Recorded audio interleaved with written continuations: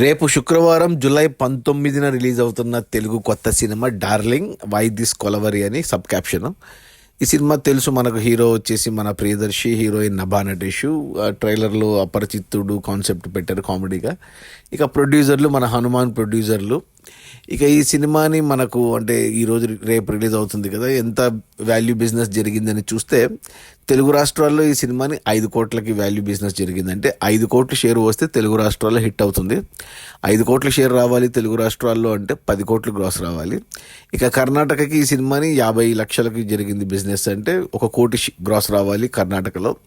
ఇక ఓవర్సీస్ మేజర్గా అమెరికాకి 1.5 కోటి జరిగింది బిజినెస్ అంటే అక్కడ 3 కోట్లు గ్రాస్ రావాలి, అప్పుడే 1.5 కోటి షేర్ వస్తుంది. అంటే టోటల్గా చూసుకుంటే 7 కోట్లకైతే బిజినెస్ జరిగింది. చాలా ఎక్కువ అని చెప్పాలి. చిన్న సినిమాకు 7 కోట్లు బిజినెస్ జరగడము అంత మళ్ళీ కలెక్ట్ చేయగలదా లేదా అనేది చూడాలి. 7 కోట్లు షేర్ వెనక్కి వస్తేనే సినిమా హిట్ అవుతుంది బాక్స్ ఆఫీస్ దగ్గర కమర్షియల్గా.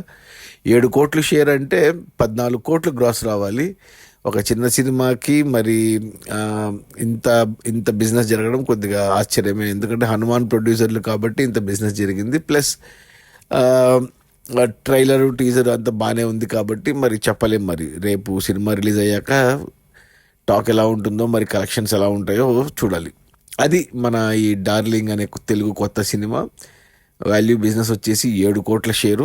7 కోట్లు రావాలి సినిమా హిట్ అవ్వాలి అంటే, 7 కోట్ల షేర్ రావాలి అంటే 14 కోట్లు గ్రాస్ రావాలి. కొద్దిగా పెద్ద టార్గెటే.